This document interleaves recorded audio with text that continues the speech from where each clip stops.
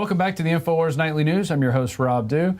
You may not know our next guest by name, but you probably do know him if you're watching this show a lot. You may know him from the coffee he makes and helps bring to you. This is one of the many products that we sell that help fund our operation, help us grow, and help us get new listeners, hire new reporters, send them all around. But the Wake Up to a New America, we got the Patriot Blend and also the Immune Support Blend over here, which has several types of mushrooms in it that help promote, the immune system and keeping your immune system strong. And we started selling this, I don't know, maybe less than a year ago now. Was about October, November. Yeah, and it's been huge. It's been a big boost to the operation here. It's part of the InfoWars Lifeline. And, you can get them by going to the store and checking them out. But we're not here to talk about coffee. But I just wanted to bring this out just so you're have a little context before our next guest is Steve St. Clair of Inner Health Botanicals. You may even try his Inner Food, which I've been taking for years, even before I worked here. I had heard the ads, and I'm like, well, I'm going to try it. And I had an interview earlier in the week with George Humphrey, and talking about when you put things in your mouth and you could taste the energy in them. You could taste the energy in Inner Food, and if green has a taste, it is definitely in the Inner Food. Welcome our guest, Steve St. Clair. Rob? How are you doing? Thanks. I'm doing great. Yeah? I'm doing great. It's a wonderful day. And are we keeping you busy with the coffee production? Absolutely, absolutely. And I hope everybody's waking up, with the coffee every day. I mean, it's great coffee. It really is. And you were telling us you have a coffee roaster. You have one person who works on this, and she's essentially being channeled by Alex every day? Oh, absolutely. She has Alex on every single day. She's wild about it. She goes, oh my God, this is such an honor to do this for Alex, for everybody. She said, this is just wonderful. She couldn't think of a better job. I mean, can you imagine, if just the people of Starbucks were roasting their coffee, listening to Alex every day? There'd be a whole new outlook on life. Whole new outlook, whole new energy, being delivered by the coffee. It would just be awesome. Yeah, and this is really good stuff. I drink both of them equally, and, I can't say enough about it. It's from Mexico. It's fair trade. It's organic. I mean, you're really going to get the best bang for your buck with this. Oh, it's good stuff. We import this from Chiapas with the growers down there. We pay them fair prices, and we're in control of it from bush to bag. Yeah, and not the bad bush. We're not talking about bush here. Yeah. So, how did you get started in this world of trying to create products that are going to be healthy for people? Like, what got you started into this? Well, it started about 9 years ago. I was looking for something to do that was more in line with my belief system at that point, and I just stumbled upon the formula. We came up with a formula for Inner Food. That's how we started the company, and we wanted to get healthier products into people that would give them energy, hopefully open their mind up a little bit so that they could actually gain different perspective, maybe. Get them healthy, to get them off the couch, kind of thing. And it is a process of waking up. It's not just getting the information. It's also having the energy to do something with it. And part of that is detoxifying the body so you can accept this information, because it's not the same, Hostess Twinkie type information that if you just keep cramming it in, well, you'll get full eventually. Absolutely, and the Inner Food we get more comments about the Inner Food than any of our other products still to this day, about how it's changing people's lives, and just the nutrition, the dense nutrition that people don't get. We formulated this for the basic American lifestyle: too much stress, not enough sleep, poor nutrition. And Inner Food helps you get on the right path, it gets you going down the pathway to health. If you had an Inner Food beer, I'd probably drink it, definitely. Because I do a lot of tubing down the river with my family. We found that that's one of our favorite things to do. But one of the drawbacks of that is, instead of drinking water, I drink too much beer. And then the next day I feel guilty about it, so I take an extra scoop of the Inner Food and throw it in there. Inner Food's a great way to end the day when you have a day like that, and start the next day. I do it every day. I'm kind of a purist, so I just water, some cayenne. Okay.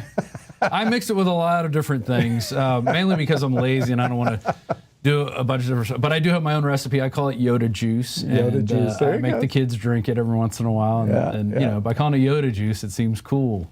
And so you get your kids to drink it and give them that, although they don't need much help getting energy these days. So earlier we were talking, I said, you know, what's on your mind? What are the big things that you want to talk about? And you were talking about the Ukraine system may just be a whole front for a new business opportunity, essentially. It could be. I've just heard recently, I know some guys in the oil field, and they were telling me that Big Oil is building pipelines from Eagle Ford and some other big fields because they're just burning off all that gas. And they're building pipelines to Port O'Connor and Corpus Christi, and they're building, you know, multi-billion-dollar LPG facilities there. So they liquefy the gas so you can ship it. Well, where are you going to ship it to? Who's buying this? Right. Well, if they cut off the gas supply from Russia, then, geez, that's like instant market. What he's talking about is Russia was going to cut off. Talking about cutting off the gas to Ukraine and the other areas, Eastern Europe, and the other markets in there. And if they do that, they're going to need to get it from somewhere. And look Here we go. Here comes the hero. Here comes the U.S. providing now, instead of being a consumer of those products. Now we're exporting them out and kind of changing the way it's been done in the past. That's right. And we have a lot of energy here. They've been finding gas fields everywhere. And I just watched. I hadn't watched it. I'd seen the previews of that documentary Gasland, and about how they've basically spread out the pollution areas into such small little footprints that they're almost undetectable. But when you add them all up, it's huge. And these gas fields, I was looking at with one of the producers here, Buckley, was looking at his area where his relatives have some land, and he said zoom out and you could just see all the little gas wells. And they said they poisoned one of his relatives' wells was poisoned. And at some point we got to look at a better way to get the fuel out that we need, because we have to have fuel to run the economy. Unless we're going to go back into the Stone Age. But we have to look at better ways to doing it. There's cleaner ways. There's always a better way to do something. When they're spraying the Nalco product Corexin all over the oil spill in the Gulf, well, they have microbes that can do the same thing. My dad was working on this project with some people, but they were small companies, and they couldn't even get time with the government to show them, hey, look, we got a way. We're breeding microbes that we throw them, and they eat the oil, and they turn it into, I think they turn it into carbon dioxide and water. Or it might have even been oxygen. I think they turn this stuff into oxygen. I mean, it is mind-boggling, the technologies that are out there, if we just give them a chance and don't go, well, we got to spray turpentine on it, because that's going to fix the problem. What was the bidding process like there? There wasn't one. I'm sure there wasn't. Nalco was in the pipeline already. It was, and it was weird. At that time, I was in Chicago touring an old Nalco factory. They were working with the Army doing mock disaster drills, and they happened to be using Nalco as one of them. And at the building we're going through, I'm like, what are they going to do with this building? They're like, well, they can't destroy it. It's so polluted. They couldn't cart this stuff away, so they have to leave the building. And we're running around with cameras in this building. But it's just, the chemical revolution was, the 50s, and it's like we still can't get past that. We can't go, hey, we can create things that are even better. And we can still make money off of them, and we can still, I guess, the oil companies will have to control the market, because that's how they design it. And that's, I think, they're afraid of. They're afraid of giving up that power and changing it to a different paradigm. And one way people can do that is by educating others and by getting healthy. Well, that's right. And what you're talking about are changes that are so disruptive to the balance of, well, they call it the balance of power and technology, and to me it's completely out of balance. But they're so disruptive that they can't even foresee the kind of change, and the only thing they see in that change process is all bad for them. So they'll do They're just about... afraid of it. Oh, absolutely. They're afraid of change. They're afraid of that kind of change. They don't know what would come of it, but they're pretty sure that they would lose most of their ground that they have, that they control. They're like little kids standing on the high dive going, if I jump, it's all over. And you don't realize when you jump, you just land in water. Well, that's exactly right. I know some people that have some technologies about hydrogen and things like this, and it's virtually impossible to get that commercialized right now because no one is willing to take the first step. no one's willing to take those first steps that are so necessary to get this stuff going. And you and I both have heard stories about, well, there's all kinds of alternative energy technologies, this and that are stymied before they ever really get started. Well, the patents are bought up and then they're sealed away in locations that we'll never get to see. Absolutely. And I'm sure that there's working generators in all these houses of the people that own the patents now. Oh, yeah. And they're having free energy. I have no doubt about that. Yeah. But it's so disruptive that these as George calls them, rascals, will do just about anything in their power to prevent these kind of changes from happening. Right. And Totally agree. It is unfortunate. It's unfortunate for us. Yeah, I agree. Now, you're in Colorado. I am. And you guys are working on a great experiment right now. And it started in January. And you're not even involved in the marijuana industry at all. No. But I have to ask, I mean, as a businessman, you talk to other businessmen in Colorado, probably some who are in the industry. What are they telling you? Well, they're loving it because their sales are out of sight. You know? And Colorado itself is going to experience marijuana tourism. I think the legalization of that kind of thing at this point is, I mean, there are people on both sides of the coin. Some people will go, it needs to be legalized because that way you take away all of the, the underground economy that's associated with it. It becomes more out front. And you can tax it. You can tax it, and boy, they do tax it. I think it's 22% tax on marijuana sales.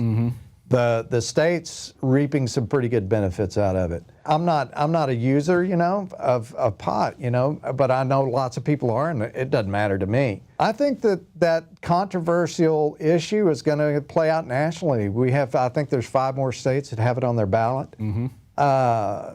Big Tobacco was in this game 40 years ago. They wanted to do vending machines and things like that. They were ready. They were ready. They were ready to Never happened like they thought it would. And now it's kind of interesting the way it's coming to play because it's all these small-time independent companies that have sprung up that are doing this now.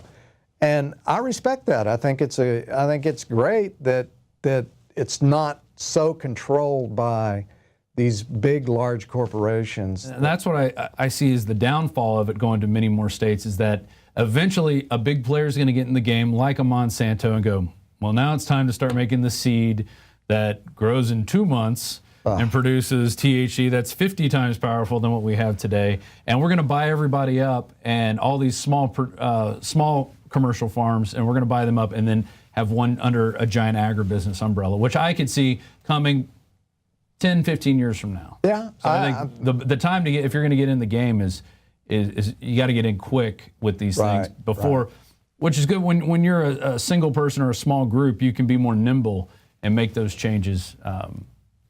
Absolutely. I agree with you. I think that you're looking 10 years, you're going to see, at least the way things move at the present time and at the present pace, I think that's what you'll see is more consolidation in that industry, and you'll see bigger players on a national scene. And get back to GMOs, Steve. What is new in that arena? A lot of people, a lot of our viewers are really into that as a topic of consideration, where they go out and they make videos, they protest, they get other people involved, they educate. What's new on that front? Well, baby steps. It's all about the labeling right now, I think, for the consumer. Right. You want to know what's in your food. So you got baby steps. I think it was New Hampshire finally got a labeling law. We've got, more and more people becoming more and more aware.